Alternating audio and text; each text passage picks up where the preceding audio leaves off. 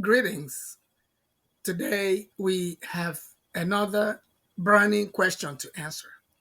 This question is: are you one of those people? Are you one of those Africans who will come face to face with a white man from any place? And just because that man is a white man, you begin to tremble, begin to shake and quiver and shiver and melt and be intimidated because you are face to face with a white man? See, that question is for you. Think. Do you know what you represent as an African? As an African, do you know what you represent? You represent the cradle of civilization. You represent the beginning of life, the start of creation, and probably the last line of defense. That's what you represent as an African. Do you spare time to think about what you actually represent? So, again, are you one of those Africans who run and hide and shake and sweat because you see a white person? Well, let me tell you today that as an African, you are the embodiment of life. You are the embodiment of creation, development. And if you did not know, and I think you know by now that your continent, Africa, has everything it takes to feed the whole world. I'm sure you know that. And if you didn't know that, I want to ask you all the development you learn about taking place in the Western world, in the foreign countries, in European areas, and all those places. Where do they get the resources to develop their places? Where? The answer is simple. They get it from Africa. And okay, several years ago, it might have been a hidden fact that many of you don't know about. But by now you know that the information is all over the internet. The white people are telling you point blank because they believe that you cannot do anything about it. Even if you get the information, you cannot do anything about it. And what are they telling you? They are telling you that they need the minerals under the ground in Africa and that you don't need it, that they're the ones who need it and they're the ones who are going to get it. And they will do everything to get it, even if it means killing you off to get your minerals. Well, these are videos that you watch. I'm not telling you what I read from a paper, so it won't be that I'm reading fake information or a fairy tale. So, you have been told by the white man that you have minerals under the earth, in your land, on your continent, but that you don't need it. You can't use it. They're the ones who need it and the ones who are going to use it. Africa, wake up. Wake up. You by now should know how to go underground and tap your resources. Even if it means beginning to use it at a very low level, low scale, small scale, and whatever you call it, begin. So that the minerals under the earth, in your land, on your continent, will be useful to you. So if anyone else needs it, you will be the one to give it to the person who needs it. If any country needs it, you be the one to give it to them. So don't go and hide and melt because you don't know what to do. And let me use this opportunity also to say that it is very, very shameful that you will see your brothers and sisters who have gathered the necessary knowledge to move your society forward, to build a society, to elevate life and living in your society. But you will sidetrack them to go to look for white people because you believe that if that job is done by a white person, that job has quality. That time has passed. You have to indigenize. You have to nationalize. You have to do things that favor your people. That's where we are right now. Africa should not just be sleeping even in the 21st century. Now, your children are in foreign countries. Your children are in the European nations writing programs to pilot airplanes. Your children are writing programs to fly drones. Your children are writing programs and coding and creating and manufacturing and building things that develop foreign countries. But your own continent, you sit down there, you are very happy. You are a ruler. You run a country or you run a state. You are in charge of a geographic space on the continent. And on your watch, your children are migrating out, going to other places, going to foreign nations who are willing, ready, and able to use their talents without discriminating against them when those talents are needed. But right in your own country, on your own continent, your children who are talented, you sidetrack them. You don't empower them. You don't use them. They get discouraged. They get disgruntled. They get disappointed, and they get what do you call it? They just get sidelined. You are the one sidelining them. You are the one because the buck ends on your desk. If you don't make the policy, who is going to make the policy? So your children are running away to foreign countries where they are needed. And when will you wake up? Okay, you are happy because someone somewhere is using good contracts, good appetizers, good carrots to attract your children out of your place. But you already know that they are telling you that your place is the best place in the world because you have everything the world needs. So they discourage you from using those things. They make it impossible for you, and you still fall for it. You fall for it. You are not able to use the talents that are all over the place on your continent. You're not. And so those your talents migrate to European countries where they are given juicy positions. Yes, they will live good lives. They will. But do you think about the actual implication of that good life that they're living? The actual implication is that your homeland will be laid bare. Your homeland will be like a barren land. Your homeland will be like a deserted village. Oh, well, let me just call it deserted. Let me not add village because it's already a village. Your place is a village. It will become deserted. And when that happens, you will not have the necessary manpower to withstand any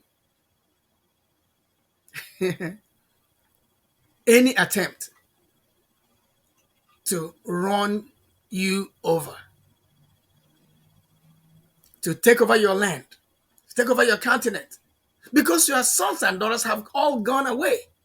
Those who have what it takes, the brain power to do things to stabilize your nation, you have driven them away because you are corrupt. You are stealing funds that belong to the masses. You are franchising them, you are making them so susceptible to that attack.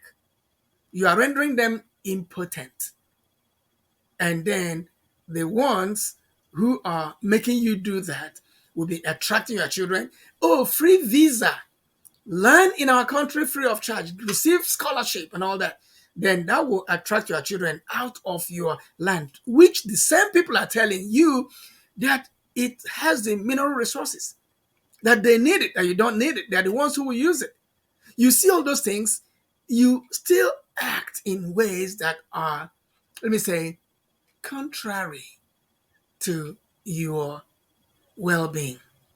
I mean, in law, I was taught when I took law courses that we should not do anything that is repugnant to natural justice, equity, and good conscience. Think about those words. Even though I am not an attorney, but I took a course that dealt with this very thing I just said here.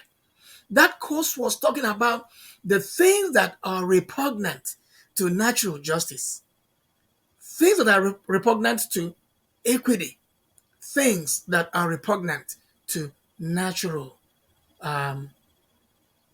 conscience. So when you think about the things that are repugnant to natural justice, equity, and good conscience, what is good conscience? What is natural justice? What is equity?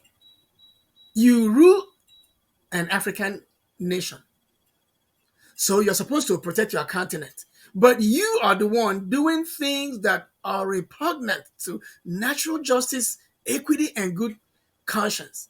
And your people are suffering because of it.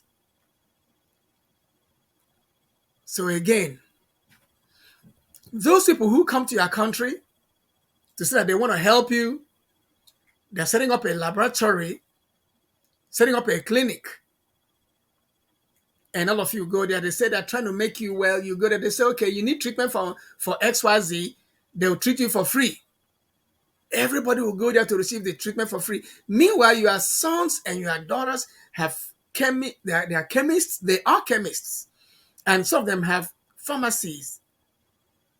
You will not do anything to strengthen them, but you will support and provide license to a foreigner from a Western country to come into your continent, to your specific hamlet or geographic space, and set up shop and be killing your people, milking your people. And in some cases, you as the ruler may even give them license, give them incentives, and say, okay, yeah, we are bringing expatriates and all those, nice sounding words.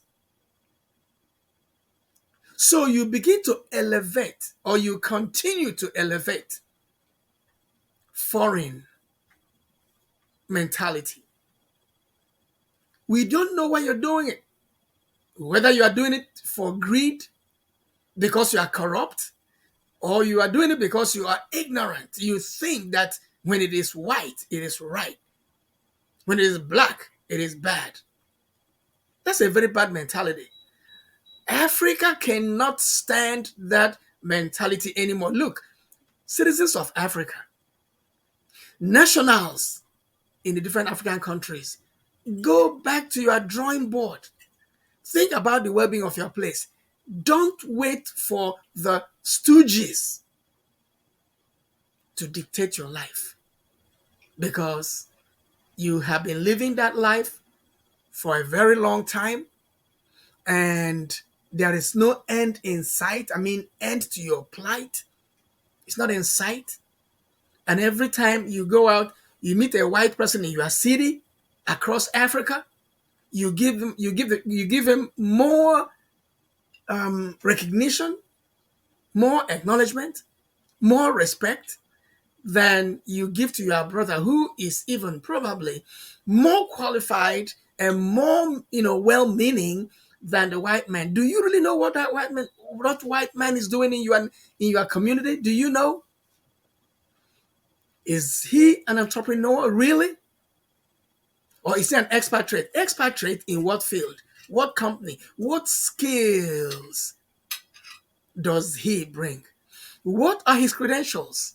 What is on his CV? Have you seen it? Have you compared it with the CV of your brother who is around the corner, wallowing in poverty, struggling, trying to make ends meet?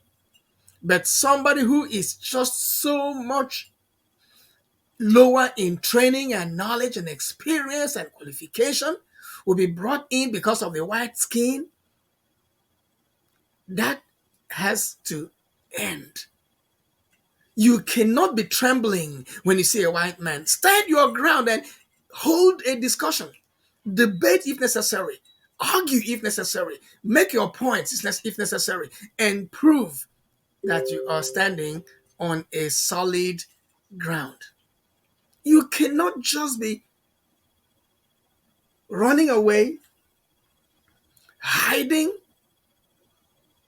and wallowing in pity party.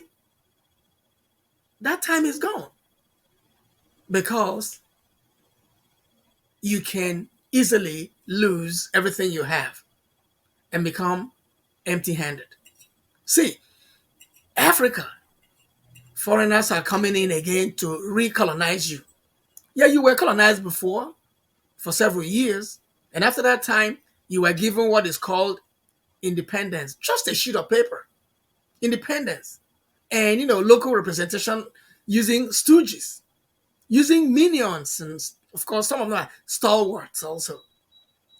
That's what they were using. And so many of those stalwarts are there, the minions are there, the puppets are there, the stooges are there, the errand boys are there, and messengers, they're all there. Dressed in borrowed robes.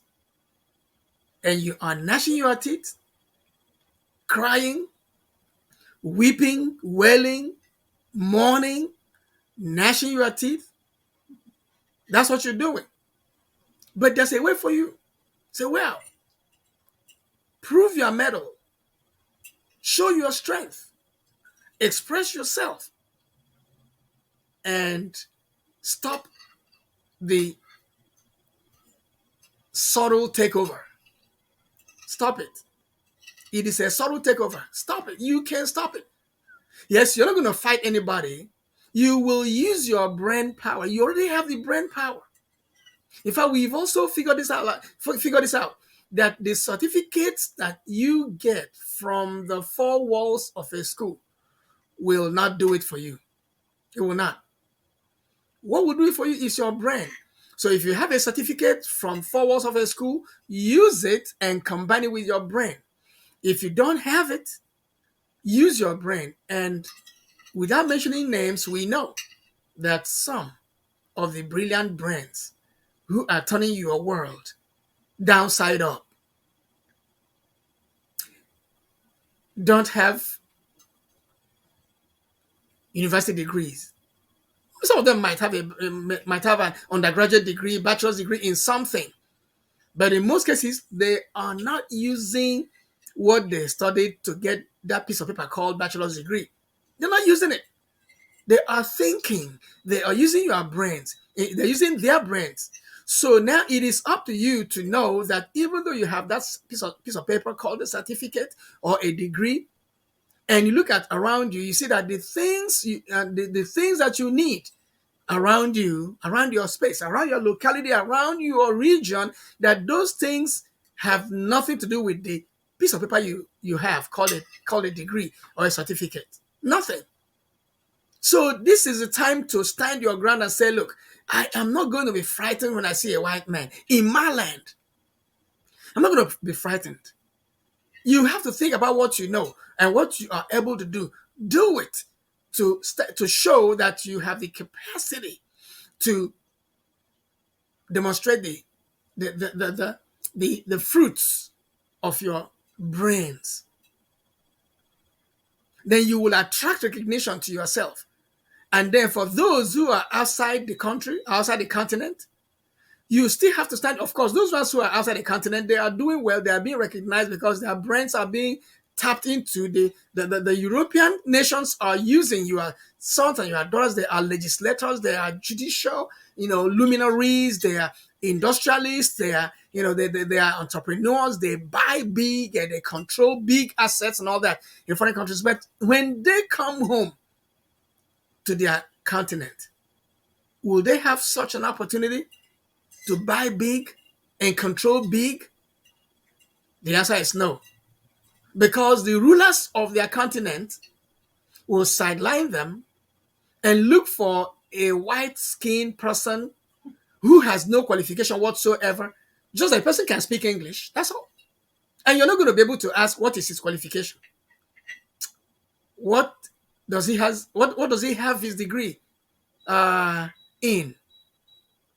What is he specialized on? You're not going to ask those questions because they have been brought in, they've been given the high stool to sit, and they've been put in those places and on those committees and on those boards and in those agencies. They've been placed there by those people who have more power than you do.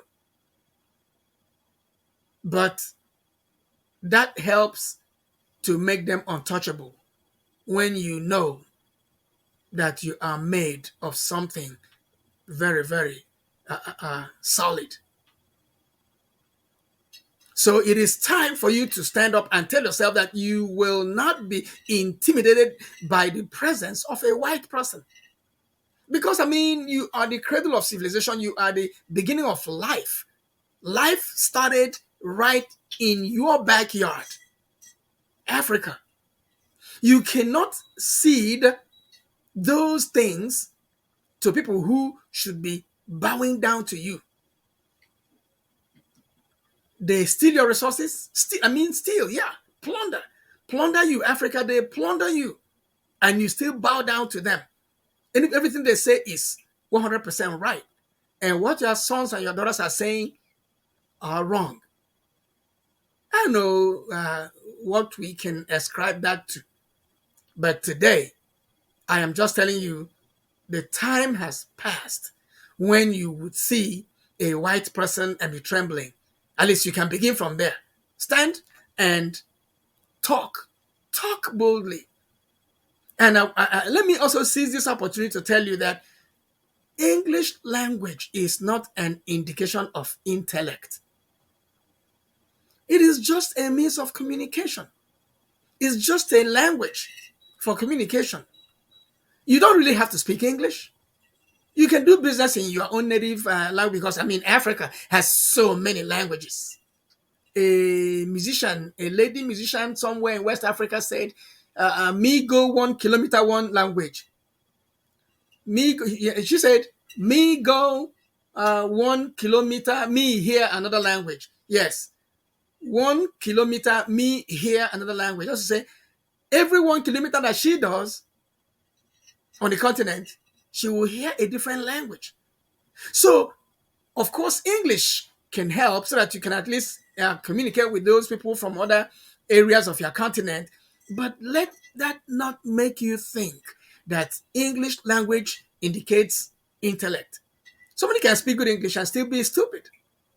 It's everywhere. It's all over the place. You can see them. Make good arguments and talk loud, bold, and everything, and shout and use all the vocabulary in the world. And at the end of the day, they are very stupid, plain stupid. Can't even think, don't even have gray matter. But they speak good grammar and don't have gray matter. Africa, wake up.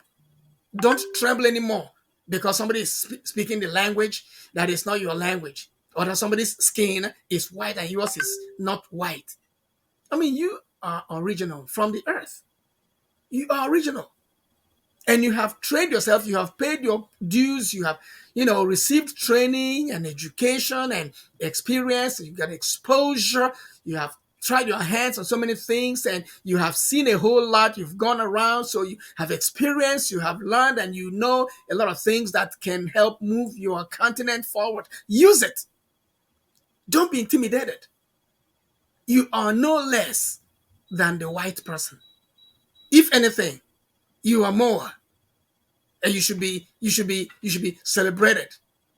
You should be listened to. You should be begged because you have things on the under the surface of the earth, right where you are on your continent, just right where you are, the ground you're standing on, the ground upon which you built your house. That ground has a whole lot under its surface. So you cannot be bowing down and trembling and you're running away when you see a white person. That's what I'm going to tell you today. Stand up and move your Africa forward by recognizing that you are no less than those people they call expatriates. They bring them into your country. The stooges, the rulers, bring them into your country, do deals with them, pay them bloated fees and get uh, kickbacks and use them and stifle and strangle you and keep you in abject poverty.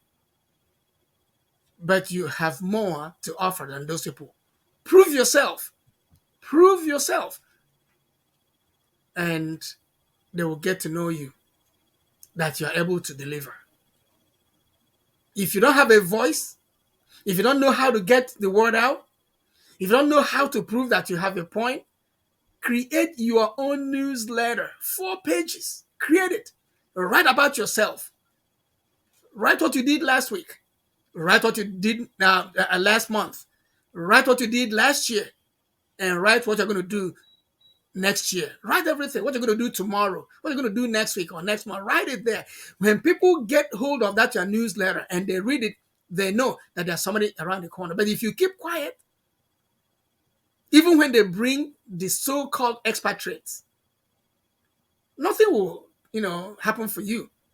But if you make that bold move, then even in the presence of the so-called expatriates, you will get the recognition.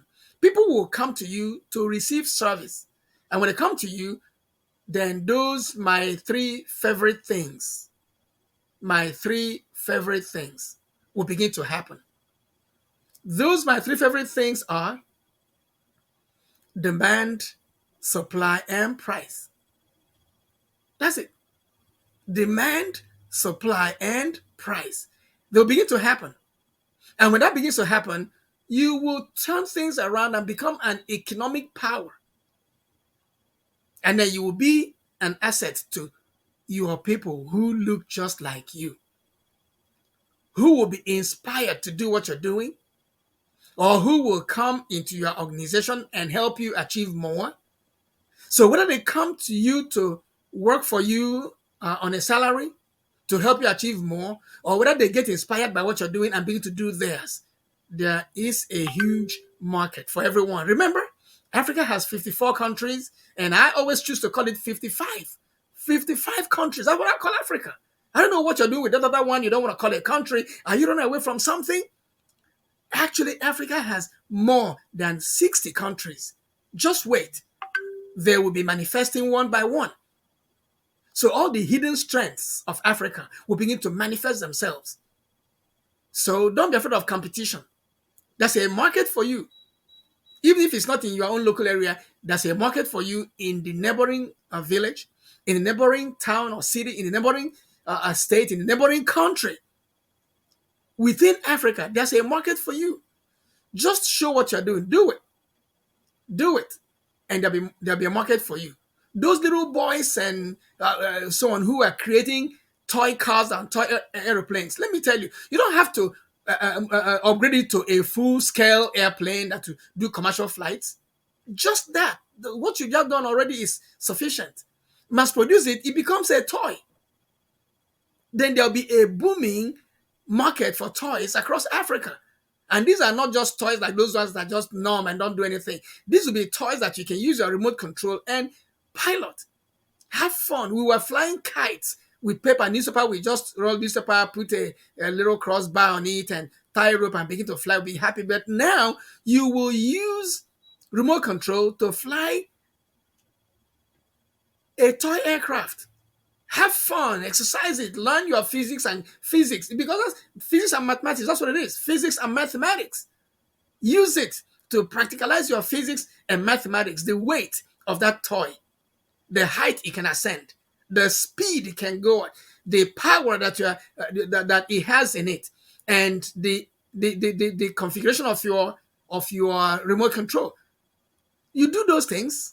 After all those calculations and those numbers and things, they all came out of Africa. Remember, then we cannot allow those things to be stolen from us. After they've been stolen already, we allow them to go and stay. No, no, no. We have to reclaim what we had before. Use them, even be better now that we live in the age of artificial intelligence. Again, don't be afraid of white people. You are even better. Thank you very much.